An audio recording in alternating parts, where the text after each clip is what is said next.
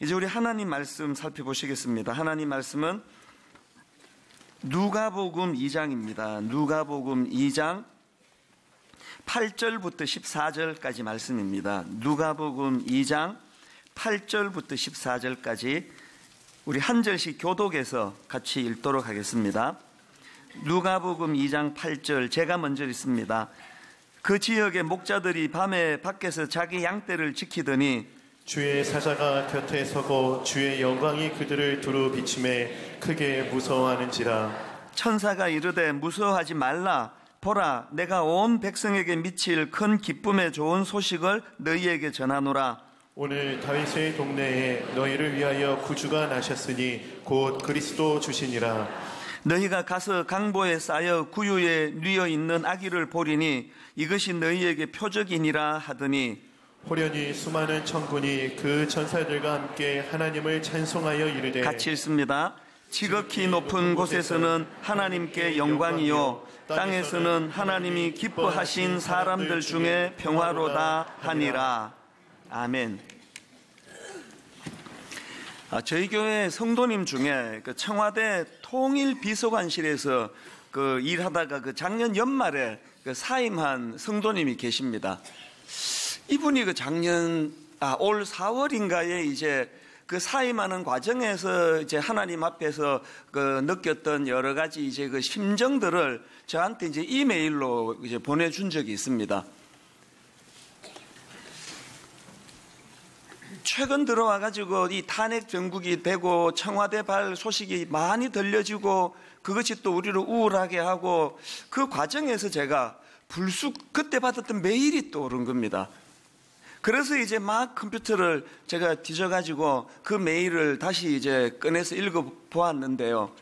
너무 감동이 되는 겁니다. 그 내용이. 장문의 그 편지였는데 앞부분만 제가 좀 읽어드리겠습니다. 청와대 근무 기간 동안 정말 죽을 각오로 열심히 일했습니다. 나를 따르려거든 내 부모, 아내, 자식 다 버리고 따라오라는 예수님의 요구가 저에게도 해당되는 것 같았습니다.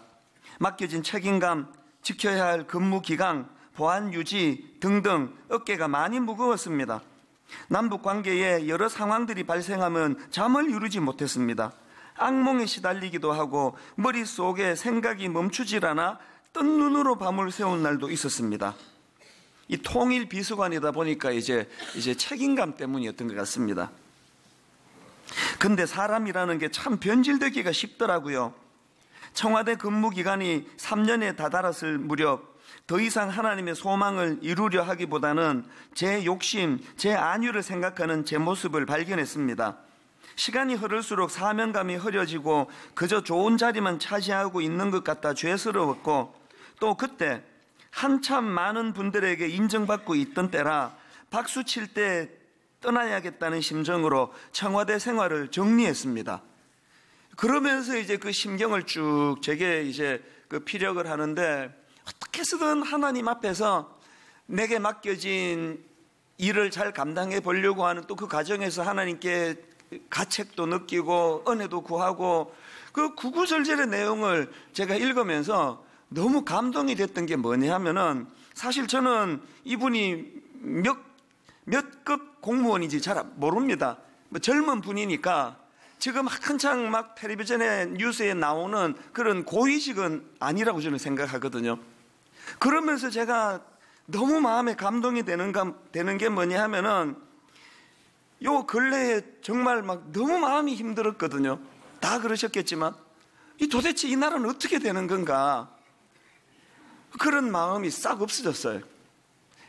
이 대한민국이요, 막 신문에 이름 나오고 뉴스에 막 화려하게 등장하고 이런 사람들에 의해서 움직여지는 게 아니고요, 오늘도 여전히 맡겨진 그 일 때문에 밤에 잠을 설치고 하나님 앞에 책임을 다하지 못한 것 때문에 괴로워하고, 또 이제 익숙해지다가 보니까 내가 그냥 이 자리만 탐하고 있는 것 같아서 괴로워하고, 그러다가 본인이 또 사임하고, 이런 고뇌하는 여러 공무원들이 그 자리를 지키고 있기 때문에, 이분들 때문에 우리나라가 여전히 유지가 되는구나, 그게 참 제게 감동이 됐고, 이분이 크리스찬이기 때문에 더 제가 고마운 마음이 들었습니다. 그 이메일로 참 감동이 되고 있는데요, 한 열흘 전쯤일까요, 우리 교회의 성도님이 손편지를 또 보내주셨습니다.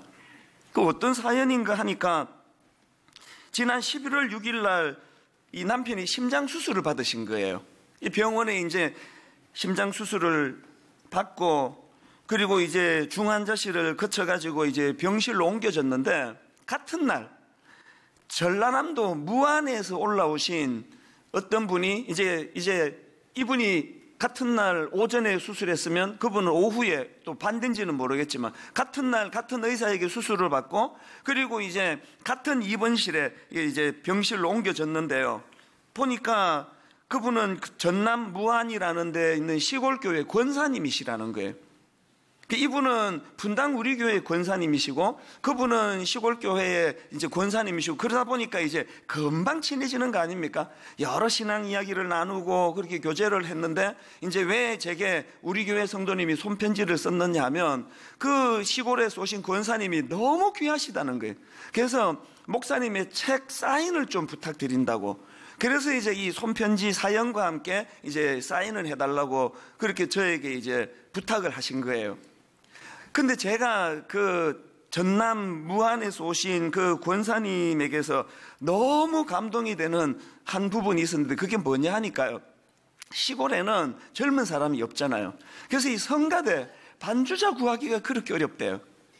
그래서 이제 그 반주를 고등학생이 하는 거예요, 고등학생이. 문제가 뭐냐 하면, 이제 고등학생이 피아노 반주했다가 이제 대학교 시험 봐가지고 서울로 가거나, 또 그 지역에서 가까운 광주로 가거나, 그렇게 또 자기 교회를 떠나게 되면 또 이제 피아노 반주자가 없이, 그것 때문에 이제 난감한 거예요. 이 권사님이 교회를 얼마나 사랑했던지요, 그 제게 보내온 그 편지에 그 권사님의 마음을 이렇게 표현했더라고요. 주님, 저 반주하는 아기가, 이 전라도는 고등학생까지 다 아기예요. 주님, 저 반주하는 아기가 얼마 후 또 가버릴 수도 있는디, 또 저 자리가 비워지면 어쩌요? 주님, 어쩌을까이? 어쩌을까이? 요렇게 쓰여 있었어요, 저한테. 제가 감동이 되는 게, 이 권사님이요, 얼마나 하나님의 교회를 사랑하는지, 그렇게 발을 동동 구르고 조금 또 이제 적응하려 그러면 또 갚버리고 반주자가 없어가지고, 이 권사님이요, 놀라운 결심을 한 거예요.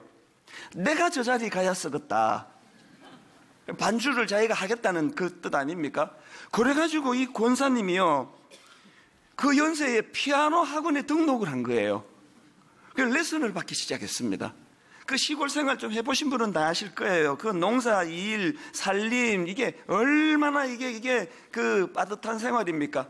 그 와중에 없는 시간 쪼개가지고 피아노 레슨을 받으니까 막 너무 힘든 거예요. 그래가지고 그 피아노 레슨을 받을 때마다 하나님께 이런 기도를 드렸답니다. 주님, 저는 시간이 없는 사람입니다. 제가 시간이 많아 취미로 배우는 게 아닌 거 아시지 않습니까? 저 자리에 앉아 주님께 드릴 반주를 해야 하는 사람인데 제가 잘 칠 수 있도록 도와주세요. 이렇게 권사님이 피아노를 배우기 시작한 게 무려 5년이래요. 5년 동안을 그렇게 없는 시간 쪼개가지고 피아노를 배우기 시작하셔가지고 드디어 반주를 하기 시작했다는 거예요. 제가 그 손편지를 읽는데요, 너무 감동이 밀려오는 거예요. 한국 교회가 위기다. 목사들이 또 대형교회 목사들이 무슨 사고를 치고 이래가지고 한국 교회 끝이다. 그런 이야기들 하지만 오늘까지도 한국 교회가 이렇게 지탱할 수 있는 건 바로 이런 이름 없는 너무너무 교회를 사랑해서, 그게 엄두가 날 일입니까? 이게 손이 다 굳어진, 그 머리는 더 굳어져 있는데 피아노를 내가 반주를 해야 되겠다는 그 하나 마음으로 그렇게 피아노를 연습하고 있는, 그 저는 누군지 뵙지도 못했는데 그 모습이 머리에 떠오르니까 전율이 느껴지는 거예요. 오늘 교회는요, 저같이 막 그냥 맨날 그 기독교 TV에 나오고 뭐 설치고 다니는 이런 사람 때문에 유지되는 게 아닙니다. 그 제가 그 두 사연을 이메일을 통해, 손편지를 통해 그 두 분에 대한 마음이 이렇게 있으니까 이번 연말에 막 계속 무슨 마음에 소원이 생기는가 하면은, 하나님 지난 한 해 동안 참 세상 사람들은 그거 알아주겠습니까? 여러분, 세상 사람들은 그 권사님 그래서 반주하게 됐다고 그거 뭐 대단한 일이라고 인정하겠습니까? 사람들은 그거 인정 안 할지는 모르지만 우리 주님 어떤 신앙적인 거목, 영웅 이런 사람들보다도 주님은 이런 그 애쓰는 분들을 귀히 보실 텐데, 이번 성탄절날 참 주님의 한량없는 위로해 주시고 격려해 주시고 등 두드려 주시고 인정해 주시는 그런 은혜가 있으면 좋겠다, 그런 마음의 소원을 갖고 있으니까, 분당 우리 교회는 안 그렇습니까? 지난 14년 동안 정말 이름 드러나지 않는 곳에, 얼굴 알아주지 않는 그곳에서 눈물을 글썽이며 교회를 섬겨오신 그 어쩌스까이 그 발을 동동 구르는 그 권사님의 그 심정을 가지고 교회를 섬겨오신 많은 이름 없는 성도님들 때문에 오늘 이 교회가 이렇게 건재한 거 아니겠습니까? 성령님께서 이번 성탄절날 나 네 애쓰는 거 다 안다, 참 고맙다. 인간의 몸을 입고 오신 예수님께서 이번 성탄절날 한 분도 예외 없이 그런 애쓰신 성도님들 마음을 어루만져 주시는 그런 성탄절이 되기를 바랍니다. 제가 이런 관점으로 오늘 본문을 쭉 묵상을 하다 보니까 참 은혜가 되는 포인트 하나가 마음에 이렇게 와닿는 겁니다. 자, 오늘 본문 누가복음 2장 8절부터 10절까지 한번 보십시오.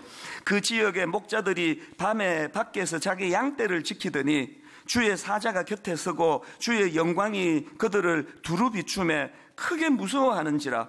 천사가 이르되 무서워하지 말라, 보라 내가 온 백성에게 미칠 큰 기쁨의 좋은 소식을 너희에게 전하노라. 제가 알아도 너무너무 잘하는 본문이죠. 이것 가지고 설교도 한 두세 번이나 했던 것 같아요. 그러나 이번 연말에 유난히 이 말씀이 제 마음에 깊이 감격이 되는 게 뭐냐 하니까요, 여러분 다 아시잖아요. 예수 그리스도의 나심, 예수 그리스도의 이 땅에 오심의 소식을 하나님께서는 그 당시 최고 권력자, 언론, 또 요즘으로 치면 재벌, 이런 유력한 사람에게 먼저 알리지 않으시고, 오늘 본문의 이 목자들이 예수님의 나심 소식을 가장 최초로 전해들은 사람이거든요. 아마 이것도 다 아실 거예요. 그 당시 목자는요, 주변 사람들에게 무시당하던 비천한 사람들이었습니다. 제가 최근에 나온 책인데요, 중동의 눈으로 본 예수, 이런 제목의 그 책이 있는데, 그 책에 보니까 그 당시 목자라는 직업이 얼마나 비천했는지요. 그 랍비 문헌에 보면은 당시 배척하는 직업 목록 5가지, 배척하는 직업 목록 5가지 중에 이 목자가 3번째 목록이랍니다. 3번째 목록.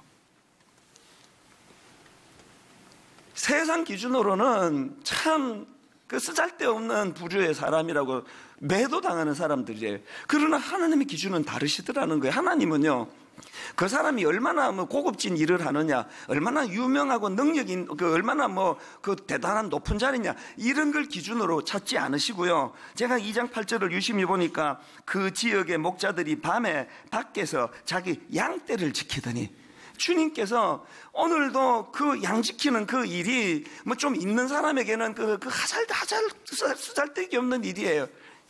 지금 양 지키는 저게 무슨 별 가치도 없는 일 하는데 잠도 못 자고 저런다고 사람들은 그거를 하찮은 일로 폄하하실지 모르지만, 우리 하나님께서는 그 목자가 그 밤에 잠을 자지 않고 자기에게 맡겨진 그 양떼를 지키는 그 일이 너무 가치가 있으시고 그 일이 너무 아름답고 소중하시기 때문에 그 밤에 양을 지키고 있는 목자들에게 주님의 나심을 세상에 가장 먼저 최초로 알려주는 그런 하나님의 가치 있는 인생이 이 목자들이라는 거예요.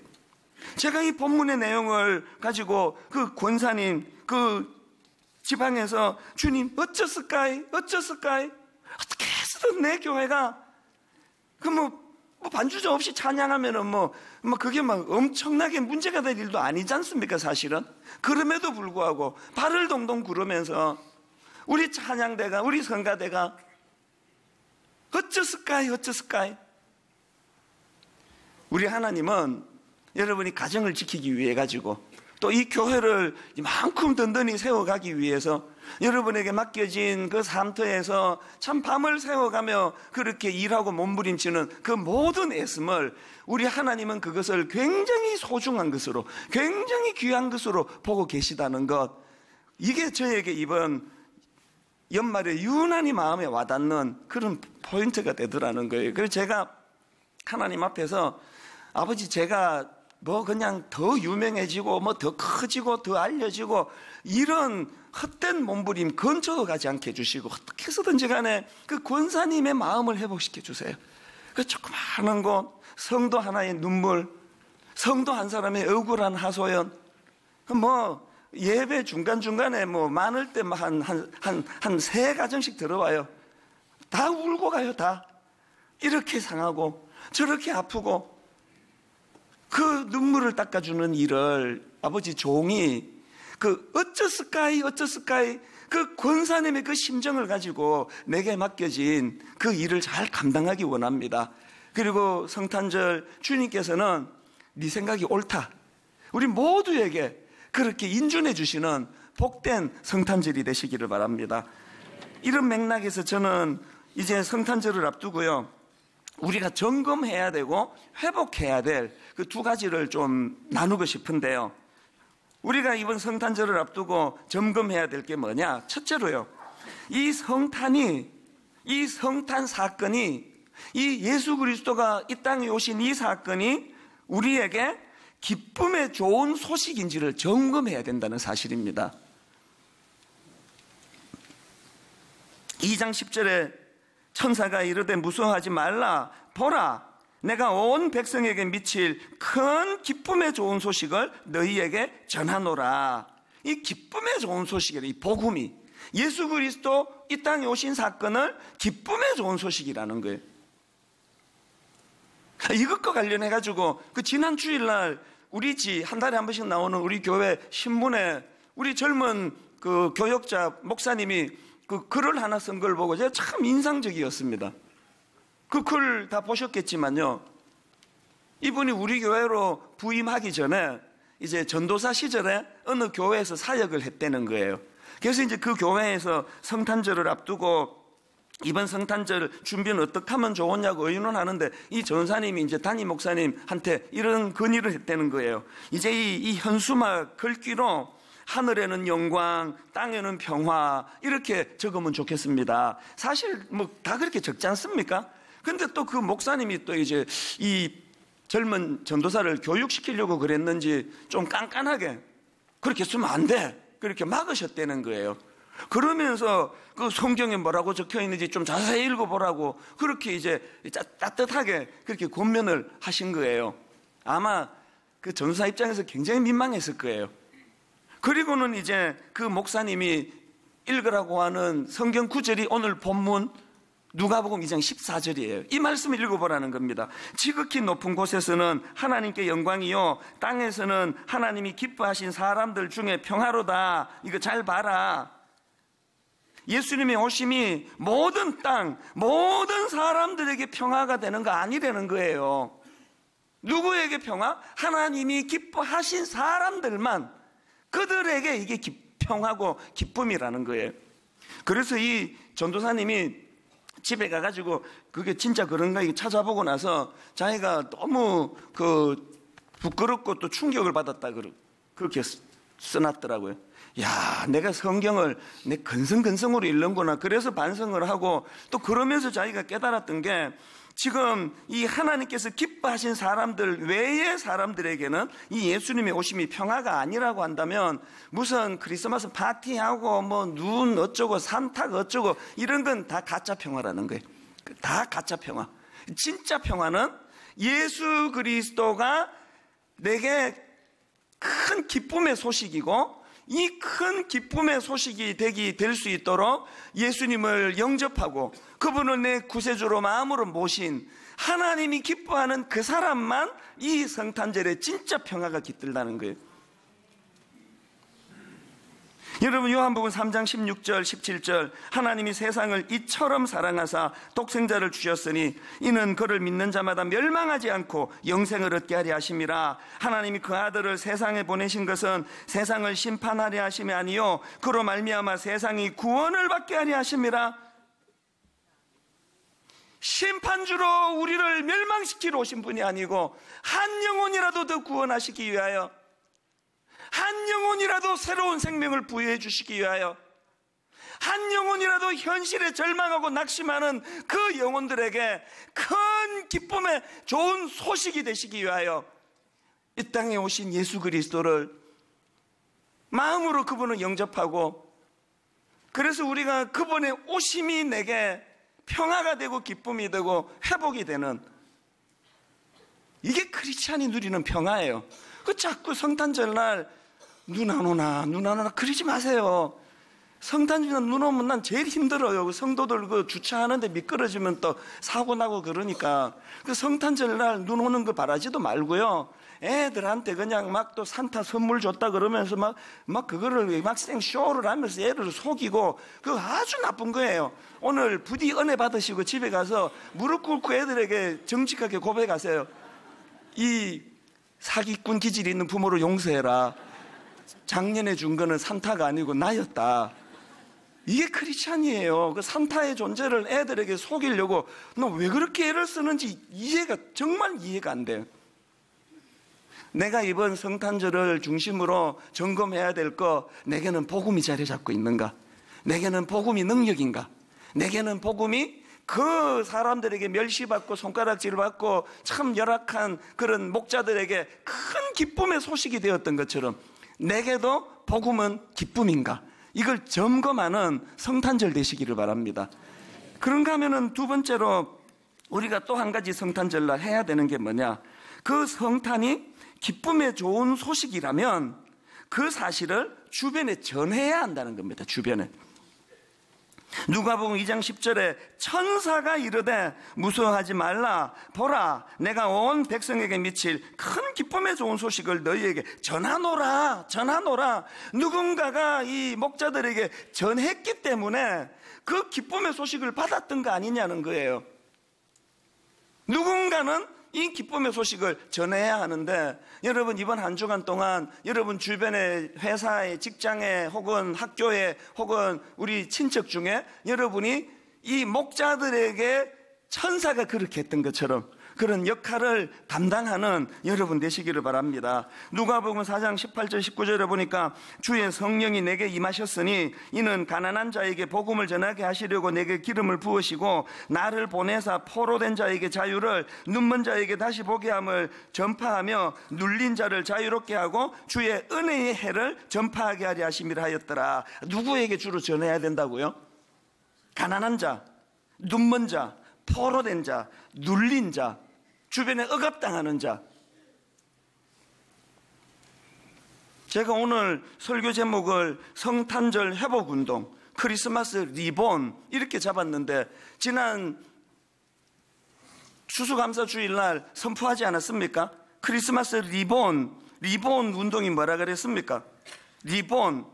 이번 성탄절에는 크리스마스 문화도 리본, 다시 태어나고 또 그 성탄절을 대하는 내 태도도 리본, 다시 태어나고. 그래서 먼저 정확하게 이 복음이 내 삶의 기쁨이 된다는 것. 현실은 우울하고 어둡고 참 눈물 나는 현실이지만 그러나 주님 내 안에 복음이 큰 기쁨의 소식이 됨을 늘 내가 그것을 맛보고 누리게 해주시고, 그리고 그걸 가두어 두지 말고 어떻게 해요? 흘려보내. 주변 사람에게 여전히 가난하고 눈멀고 포로되고 눌린 자들에게 이 사실을 전해주는 그런 역할을 감당하기 원합니다. 이게 크리스마스 회복운동이에요. 그래서 그때 드렸던 3가지 구호 기억나시죠? 드림. 이번 성탄절은 하나님께 드림에 또 섬김, 또 누림. 이 드림에 대해서 지난번에 말씀드리지 않았습니까? 그때 제가 말씀드린 기억이 나는데 그 저소득층 그 한부모 가정이요. 아빠가 돌아가셔가지고 엄마가 이 아이들을 케어하거나 또 엄마가 돌아가셔가지고 아빠가 아이들을 돌보거나 한부모 저소득층 가정이요. 전국에 23만 가구래요. 아빠가 돌아가시고 어머니가 계신 집은 좀 나아요. 어머니가 돌아가시고 아빠가 아이들을 키우는 집은 우리 남자들이 우리 딸이 지금 언제 초경을 하는지 또 생리가 뭔지 그럼 어떻게 합니까? 그리고 또 저도 또 사춘기 딸아이를 길러보니까요, 걔들이 그런 때 굉장히 부끄러움이 많기 때문에 아빠한테는 오픈을 못해요. 그래가지고 그때 말씀드렸잖아요. 지금 이 저소득층 한부모 가정 아이 중에요, 생리대 살 돈이 없어가지고 생리대를 지원받지 못하는 저소득층 가정의 여학생이 전국에 10만 명이랍니다. 10만 명. 우리가 이 복음의 은혜의 감격이 넘친다면 그 은혜의 감격을 가지고 나누어 드린 이 파우치에 애들에게 분명히 이번에 선포하고 가르치면 좋겠습니다. 이번에 니들 선물로 현찰로 준다. 현찰로 받는 순간 저기 단다거라. 니들은 너무 부유하게 살아서 모르는데 니 또래 애들 중에 생리대 지원을 못 받아 가장 인간적인 기본적인 생활을 못하는 여학생만 10만 명이란다. 이번 성탄절 그 10만 명 중에 우리 한 명만 그 아이에게 선물을 주는 성탄절이 되자. 이 교육 아닐까요? 저는 이번에 우리 교회가 정한 48개 기관, 그래서 5억이 좀 넘습니다. 이 5억이 이게 애들 장난입니까? 그 5억이 얼마나 큰지 저도 잘 모르겠습니다만, 그러나 제가 한 가지 확실합니다.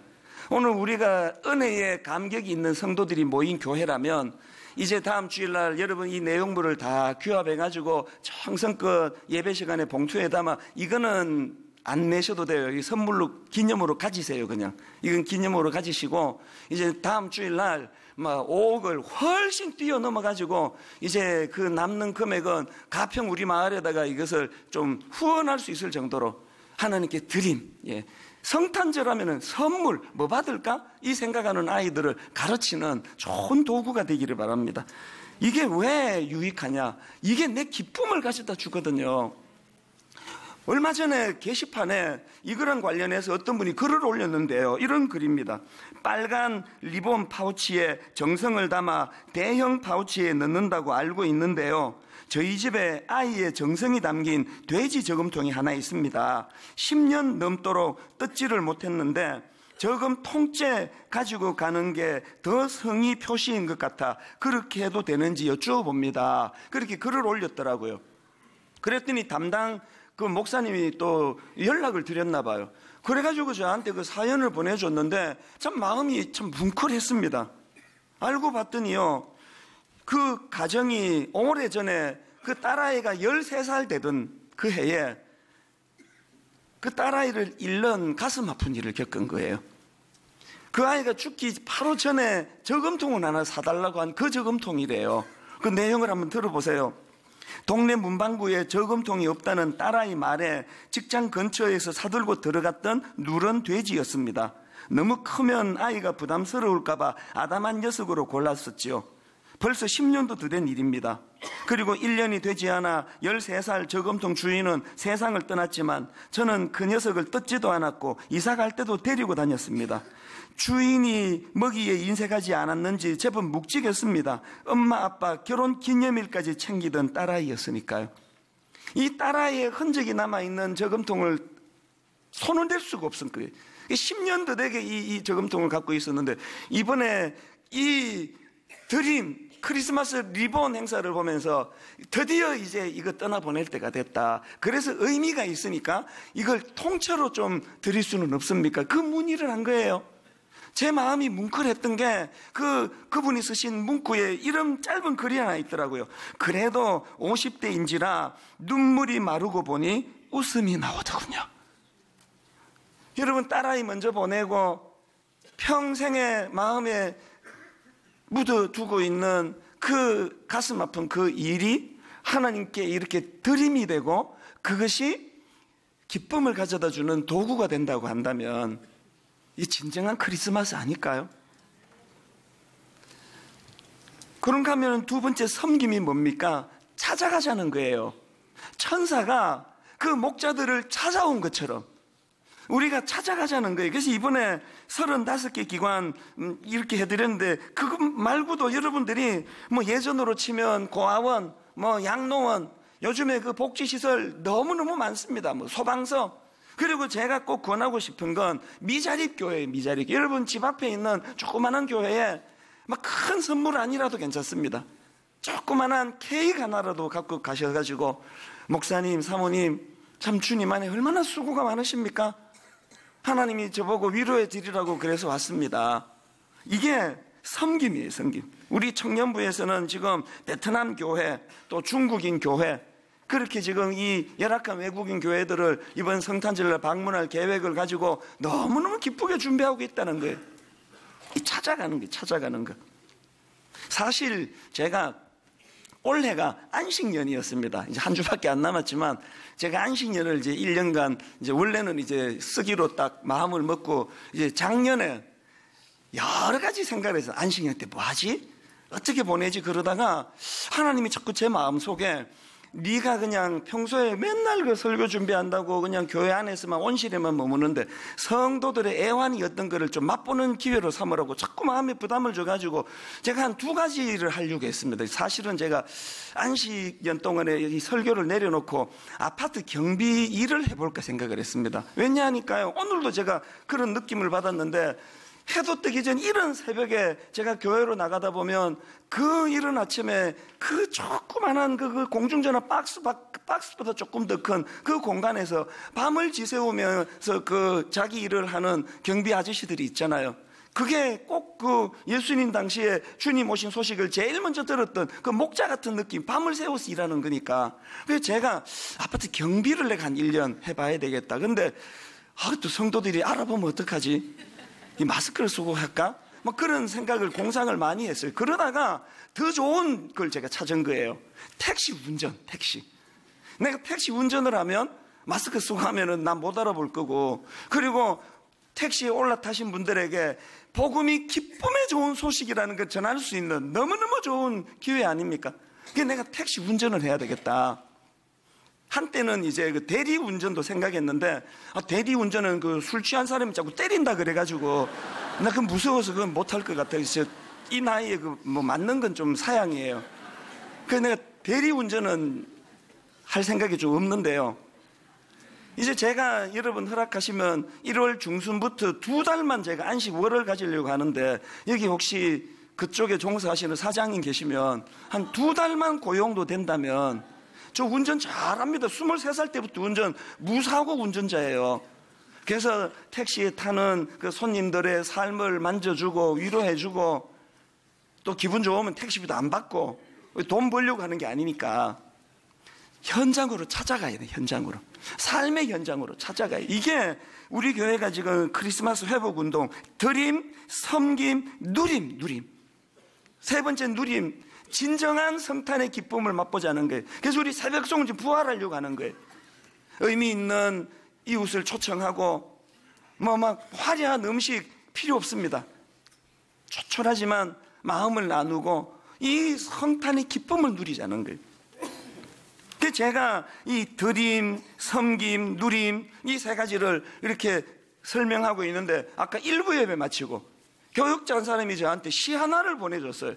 막 얼마나 급했던지 내가 이 시를 막 성도님들한테 너무 소개해주고 싶어가지고요, 여기에 지금 막 갈겼어가지고 이거를 여러분이 읽어드리려고 준비를 해왔는데요, 조금 적지도 못했는데 보니까 김영환 시인이 있나 봐요. 김영환 시인이 쓴 동시예요. 제목이요, 울꽃이에요. 울꽃. 그 장소 울꽃.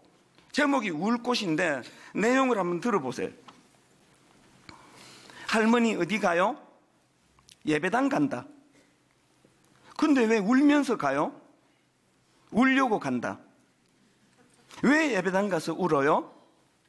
울 데가 없다. 아까 예배 마치고 이게 너무 내게 와닿는 거예요. 예배당이 울꽃이라는 거예요. 울꽃. 할머니 어디 가요? 예배당 간다.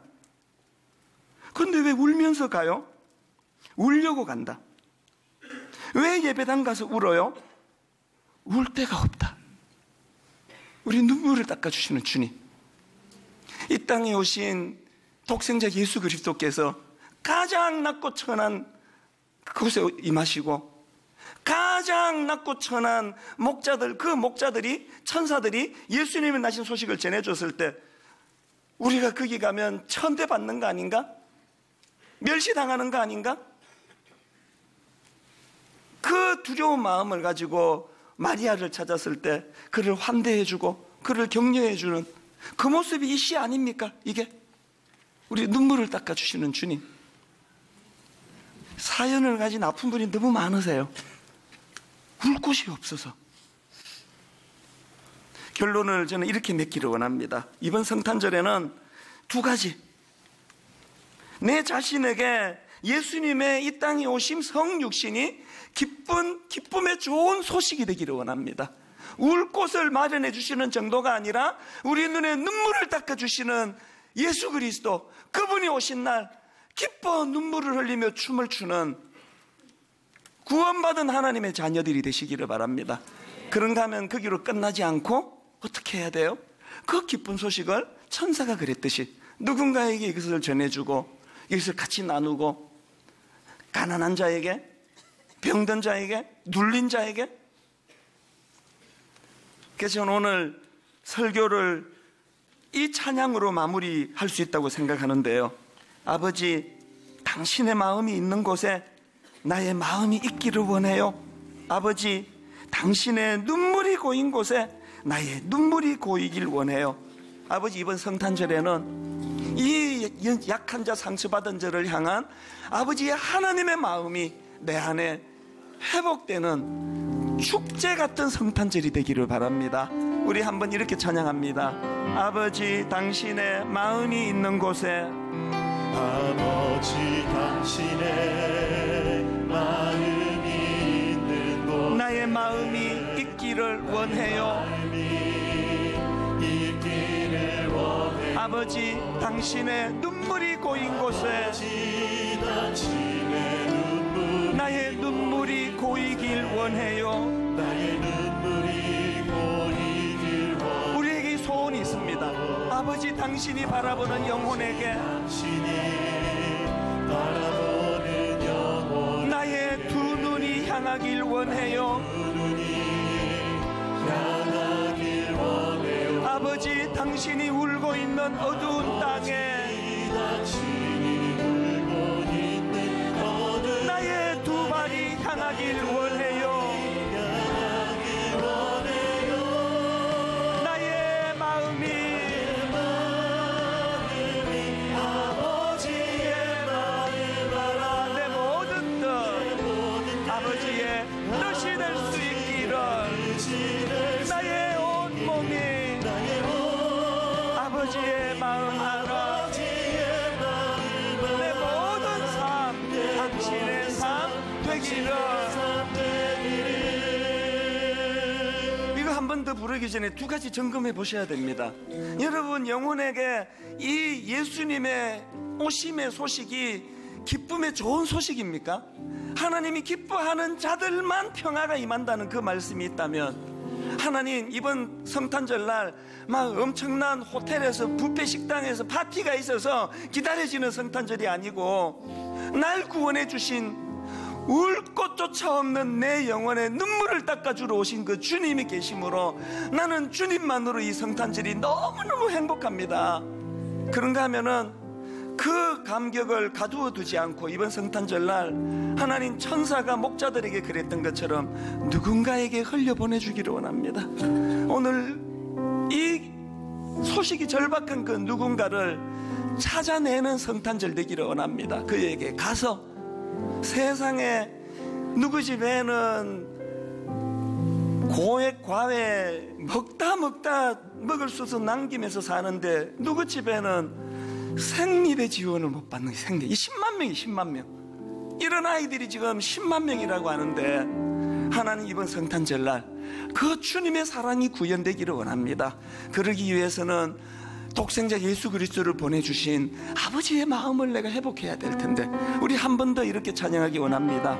아버지 당신의 마음이 있는 곳에, 아버지 당신의 마음이 있는 곳에 나의 마음이 있기를 원해요. 아버지 당신의 눈물이 고인 곳에 나의 눈물이 고이길 원해요.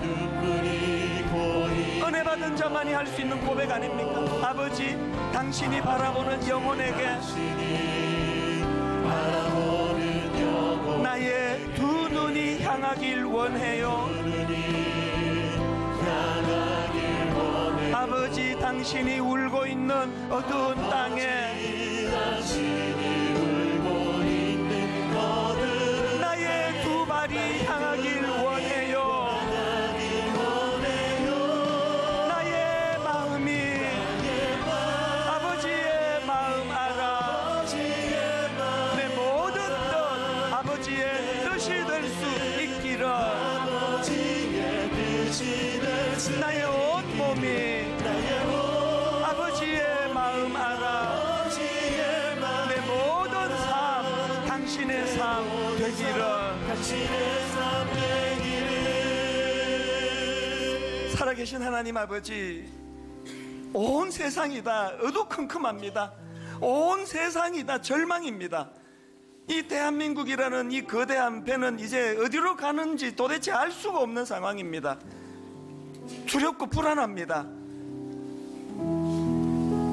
눈으로 보여지는 이 땅의 통치자들은 하나같이 우리를 실망시키는데, 그래서 하나님 나라를 갈망하고, 그래서 하나님 다스리는 그 나라가 얼마나 소중한지를 자각하고 깨닫는 아름다운 계기가 아버지 이 연말에 일어나게 하여 주시기를 원합니다. 성탄절이 그저 파티하고 눈이 오고 선물 받고 그래서 즐거운 즐거움은 주님과 상관없는 즐거움입니다. 하나님이 기뻐하시는 자들만이 누리는 평화, 그 평화를 누리는 성탄절 되게 하여 주시옵소서. 그 주님 주신 평화 가두어 두지 말고 주님이 그토록 원하시는 가난한 자, 억압된 자, 눌린 자, 소외받는 자, 병든 자, 그들에게 이 평화를 흘려 보내줌으로 말미암아 하나님 이번 성탄절에는 우리의 작은 정성을 너무너무 기쁨으로 혜택을 받아 누리는 수많은 사람들이 함께 기뻐하는 성탄절이 되게 하여 주시옵소서. 오늘 그 청와대 이름 없는 그 공무원처럼 그 지방의 시골 교회 어쩌스까이 그 교회를 너무 사랑해서 마음을 다하여 교회를 헌신하는 수많은 주님의 신실한 일꾼들이 위로를 받고 참 고맙다, 네 마음 내가 다 안다, 주님이 위로해 주시는 그런 성탄절이 되도록 은혜 내려 주시옵소서. 울 곳이 없던 우리들에게 예배당이 바로 울 곳이라고 가르쳐 주셨사오니 주님 앞에 나와 다 내려놓고 눈물을 흘리고 눈물 닦아주시는 주님을 경험하며 이 땅에 오신 독생자 예수 그리스도를 마음에 영접하고 모시고 살아가는 저희들이 되게 하여 주시옵소서. 그렇게 인도해 주심을 감사드리옵고 예수님 이름으로 기도드립니다. 아멘. 우리 자리에서 일어나셔서 찬송가 122장입니다. 참 반가운 성도여 다 이리 와서